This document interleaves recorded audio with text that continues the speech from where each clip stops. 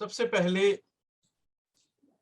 मैं आपके सामने ये स्पष्ट करना चाहता हूं कि समकालीन कविता से हमारा आशय क्या है। क्योंकि कुछ भी कहा जाए तो सबसे पहले इस बात को देख लेना जरूरी है कि किस समय सीमा के भीतर कविता की व्याख्या या कविता के बारे में बातचीत हम कर रहे हैं।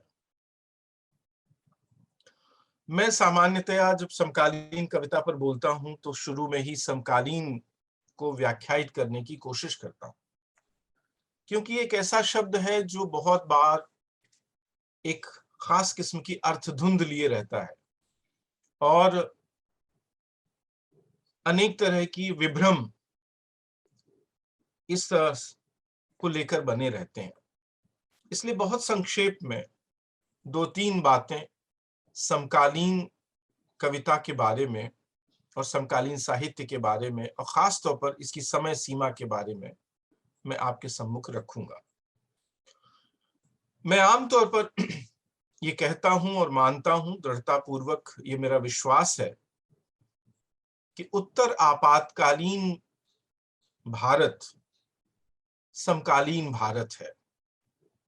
उत्तर आपातकालीन हिंदी साहित्य समकालीन हिंदी साहित्य है और उत्तर आपातकालीन हिंदी कविता समकालीन हिंदी कविता है।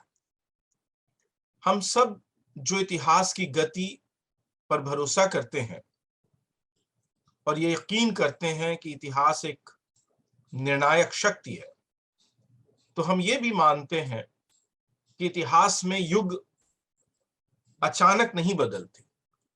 वो किसी एक वर्ष में, किसी एक घटना से, किसी एक परिस्थिति से, किसी एक व्यक्ति से, किसी एक संस्था की भूमिका से नहीं बदलते।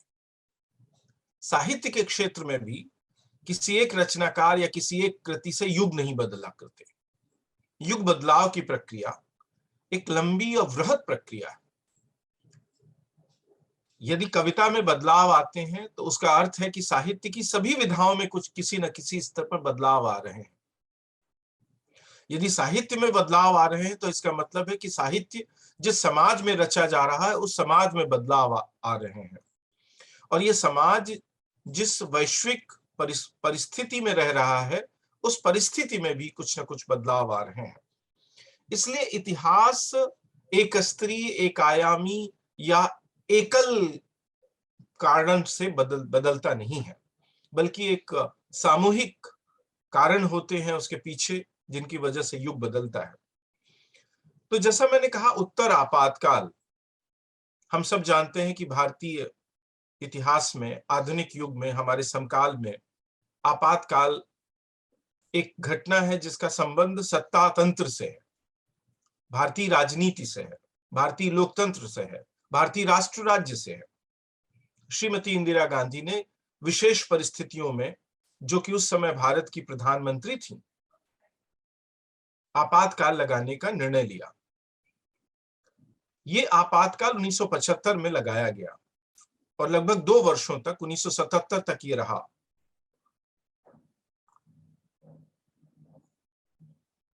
तो जब मैं उत्तर आपातकाल कहता हूं तो उसका अर्थ 1975 है या 1977, ये भी समझना जरूरी है।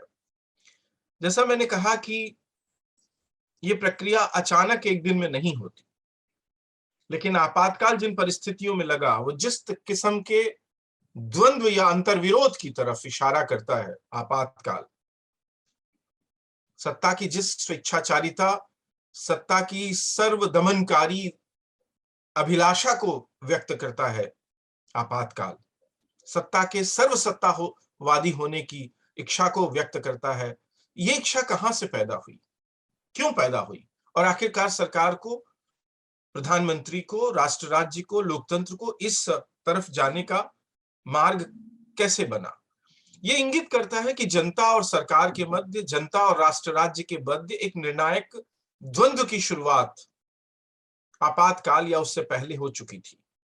इसलिए एक संधि के रूप में, एक ट्रांजिशनल फेज के रूप में मैं ये कहूंगा कि 1967 से 1977 तक का समय बल्कि और आप इसे विस्तारित करना चाहें तो 1980 तक का समय, आपातकाल का लगना, आपातकाल का हटना, आम चुनावों का होना, आम चुनावों के बाद केंद्र में सत्ता का बदलाव, जनता पार्टी की सरकार का गठन और अंततः 1980 में जनता पार्टी सरकार का पतन और फिर केंद्र में भारतीय राष्ट्रीय कांग्रेस इंदिरा यानी श्रीमती इंदिरा गांधी के नेतृत्व में सरकार का बनना।